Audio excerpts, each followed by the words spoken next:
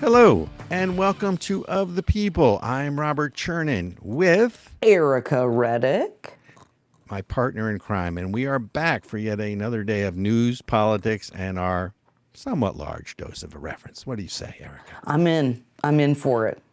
Okay, and before we get there, folks, we're having construction at the studio, so if you hear noise in the background, we're not running away, we're not getting blown up, we're not getting attacked, but there is some construction at the studio, so we hope you will bear with us on that. Yes. We also hope that you will stay with us because we're going to jump into WTO, but we're going to cover Pride Month in Section 2. Dun, dun, dun.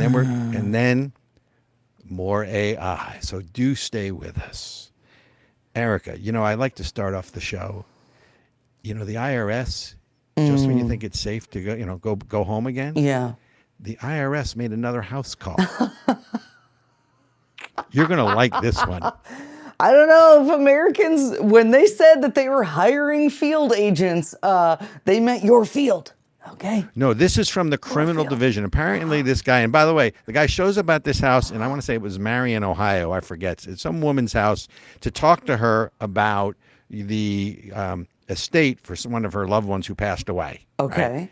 The guy shows up, says he's Bill House, and he's showing up to talk to her from the criminal division, which means he probably has guns. Right. And to talk to her about why she hasn't paid all these estate taxes. She lets him in the house, right? She lets him in the house and then shows him that she's paid all these estate taxes. And then he admits to her that that's not really why he was here. What? And he's here for a different reason. So he uses, you got to love this, right? This is, hi, I'm from the government. I'm here to help you. Right. So I'm going to lie to come inside. And then what? What's he there for? Well, he was there for some of her decedent's tax returns that hadn't been filed and basically said to her, you owe us all this money, and if you don't pay it by the end of the week, we're going to put a lien on and leverage all your money in the bank. What? Right. Oh, my God. So, wait, it gets better, right? So, she calls her attorney. She thinks it's fraud. She calls the police. Yeah. The police officers come and escort the guy out. Yeah. He then says that he is an IRS agent, and they filed a complaint against him. He then files a complaint with the Department of Treasury against her, and it turns out Bill House, which is how he billed himself, was not even his real name. He uses a fake name to get into the house under false pretenses from the criminal division. And you want to talk about government overreach? So these are the 87,000 new agents with guns that they've hired. Wow. Well, that's what I'd never even heard of the criminal division of the IRS, and I've been an accountant for years. Maybe I should be embarrassed about that. Other than people who are going out specifically looking for tax fraud or whatever, but then you're not showing up. It's frickin' FBI agents or whatever showing up at your house to arrest you for tax evasion or the whatever. So, right. Wow. So wait, it gets better. There's more. Okay. I'm not done yet. Okay. Right. So they file a complaint. This guy files a complaint with the Treasury Department. The supervisor at the IRS calls this woman, and she had never been put on notice, ever, had received nothing from the IRS. Right. They're obviously withholding her name. I don't blame them. Yeah. I could just imagine the stream of reporters or the stream of liberal crazies at her door, right? They'll probably protest and burn her house down. But, right, how dare you not pay money that the government says you owe? Right. Right. To the man who shows up with a false name and a gun, right? Wow. So the supervisor from the IRS calls her and said, you have nothing to worry about. You're paid in full. Then she gets a notice the next day, first notice she ever receives, that says you owe all this money again. And the supervisor said, it really should never have gotten this far. You want to talk about government overreach? Guy shows up at the house unannounced, uses a false name to gain entry to the house, uses false pretenses. So wait a second. Okay, back. This is your government. Wait, was this guy actually an IRS agent or not? Now I'm totally No. confused. He wasn't. Look, Jim Jordan's Judiciary Committee is looking into this. You can look it up, folks. He is an actual IRS agent. He was using a false name to gain entry. He was using a false pretense for the reason he was there. He threatened her to basically put a lien or leverage all her bank accounts and basically say you have no money until you pay us, right? Then wouldn't leave until she calls the police. Then has the temerity, you like that word? Yeah, temerity. Good word. Then has the temerity to file a complaint with the Treasury Department against the police officer who was doing nothing but protecting this woman. Oh my God. Where's the outrage and what am I missing here? Somebody help me. And people wonder why we do not trust our institutions. Right. Joe Biden can get out there and be like, yeah, I visited Afghanistan 25 times. And then I visited Afghanistan 50 times, right? And there's no running tally of his lies and his truths. They cover up for him all of the time with their fact checking, even though they had a running, ticker of a fact check on Trump. And then you've got IRS agents possibly committing fraud to try to defraud taxpayers using their access to our information, but we're the crazies if we don't trust the government.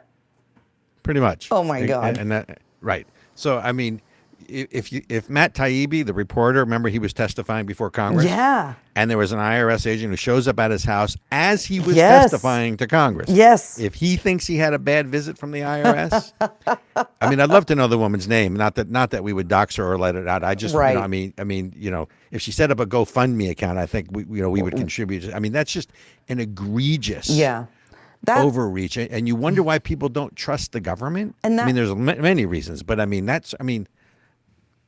it boggles my mind. It is really outrageous, Robert. And I think that what's so scary about it to me is when people who have money, power, and influence don't have the money, power, and influence to fight the federal government, what chance do regular folks like you and I have?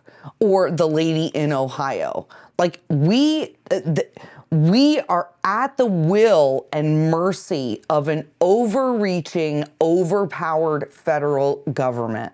And that's why I'm always, you're going to hear me preach till the cows come home. We need to limit the power of government. We need to eliminate the administrative state, or the deep state. We need to really clean house. Come on, this is you and me talking. How do you propose we do that? And look, like Trump, don't like Trump. He wasn't able to do it, and I don't think he appointed all the best people, to be honest. I think his instincts were good. But if he's not able to do it, you now have lockstep between, let's call it big government, big tech, big education. They're squeezing out the little guy. They're squeezing out, small schools. They're squeezing out small businesses. Unless there is an uprising of some sort, hopefully at the polling places, assuming these are free and fair elections, right? Yep. But short of that, what are you looking at? 1789 and the Jacobins and the French Revolution? What are you talking about? How do we talk to me? How do we do this? I'm always a proponent for the Convention of States, like we had Mark Meckler on a couple weeks ago. But also, again, Robert, this refrain. We're going to be like broken records. We need a presidential candidate with the cojones big enough to start eliminating his own power and restoring it where it belongs. Eliminating these three-letter agencies. This is why you and I work so well together. Yeah. Because I wanted to segue, and you didn't know this because I don't tell you what we're going to talk about, just so we can have a real conversation. I wanted to segue into presidential politics. Ooh. So what a great segue you just You're gave me. welcome. So thank you. You are welcome.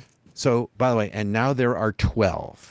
So Miami Mayor Suarez just threw his hat in the ring as a candidate for president with the Republican, with the GOP. Oh my God. Not that anyone knows who he is, not that he has a snowball's chance in hell, but I do like an expanding field and let them all duke it out.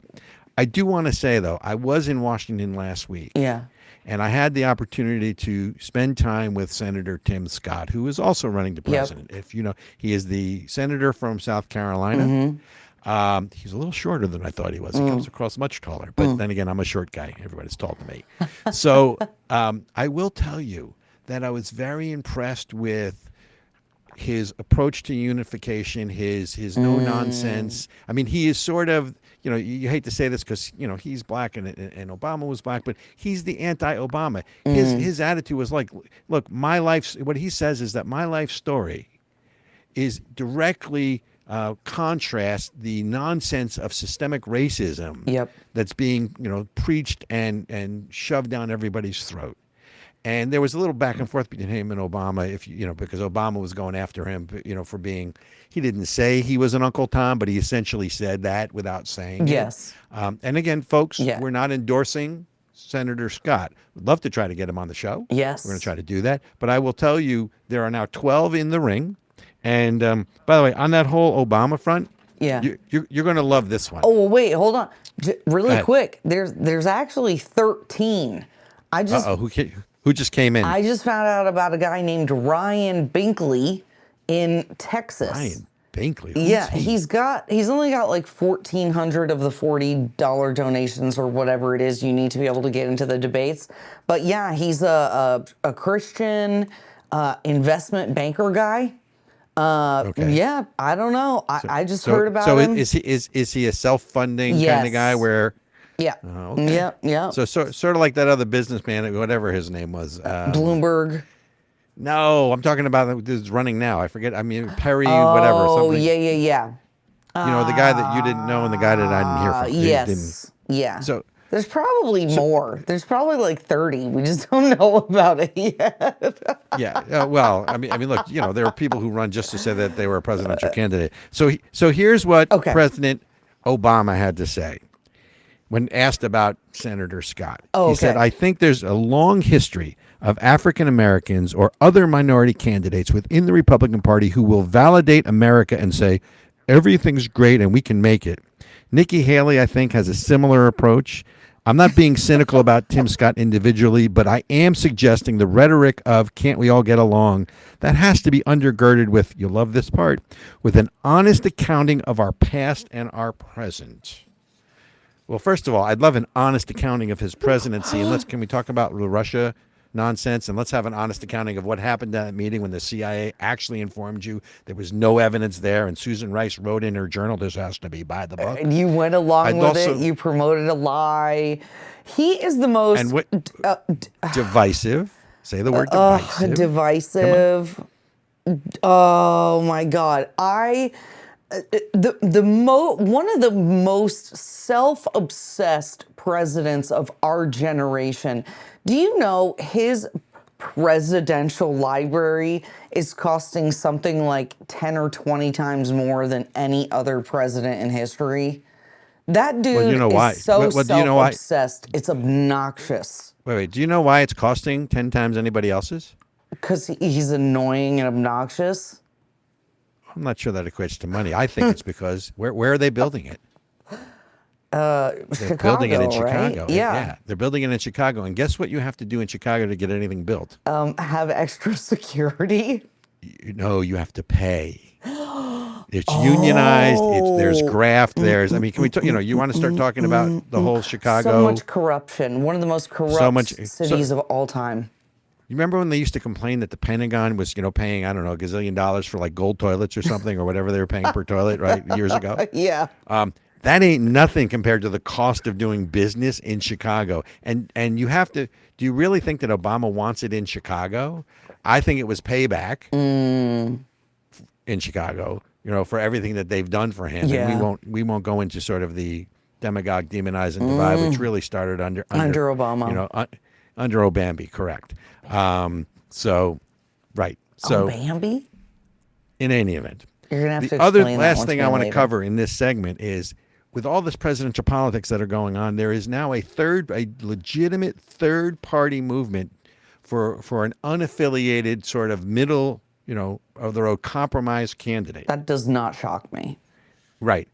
Well, but the interesting thing in all of this, right? Yeah. Is you're talking about, It's a centrist party called No Labels, right? I think it's joined by Joe Lieberman, as I recall, and a couple other sort of what I would call centrist guys. I've never heard of that. And don't you know, there are two camps that are up in arms over a possible third party run. Take a guess who they are. Republicans and Democrats. You know, you got to do a little better than that. A libertarian. Hey, first of all, that's not accurate. Green Party? Right. Oh, progressives and libertarians? Progressive. So on the one hand, you have the Andy Klains of the world, former chief of staff, so the progressives. Okay. But then you have the Lincoln Project and the Bill Kristol. So you have Kristol and Klain, or Klain and Kristol. No, Democracy Now! Project, or whatever it is he runs. And they're basically worried that, oh my God, if there's a third party candidate, the only thing you're going to do is ensure that Trump gets elected. So they are freaking out, right? I mean, don't you love that? They are freaking out that, that there's going to be this third party movement. I mean, first of all, if you're going to go to the Democratic side of all of this, Robert Kennedy is climbing the polls hard. And I just saw a poll that amongst Democrats, 86% of Democrats want a debate between Kennedy and Biden. Yep. I would pay money to attend that debate, and I would bring a big bowl of popcorn. Yes, and I think it's like 20% now. RFK Jr.'s got like 20% Pretty close. Of the Democrat support or whatever. He's polling at 20%. So, I mean, if that doesn't tell you anything, I don't know what. Americans do not like their options. They are especially seeing how weak and frail our current president is. It's no joke. You mean joke. You mean the guy who has on his heels, sort of stabilizers on his heels? Yes. Yeah, that guy? Yeah. Oh my God, It is not good. That dude cannot hold a sentence. He can't stand up hardly. If he even makes it to the election. Well, okay, for the record, folks, Joe Biden will not be the Democratic nominee for president. Yeah, I'm telling you now, agree. They're setting him up to take him out, and it's not going to be Kamala or however I'm supposed to pronounce that, right? Because they're now going after her because that whole affair she had in her 20s with Willie Brown, the former mayor of San Francisco. Yeah. So they're laying the groundwork to take him out. They're laying the groundwork to take her out, right? Yep. And who's making the rounds on Fox News and other stations? Gavin Newsom. California Governor Gavin Newsom. Exactly. Folks, there's so much more we can talk about, but next segment, stay tuned. We're going to jump into Pride Month, and you don't want to miss this. We will be back. I'm Robert Chernin with my lovely partner, Ericka Redic. We got to go make some money. We'll be right back.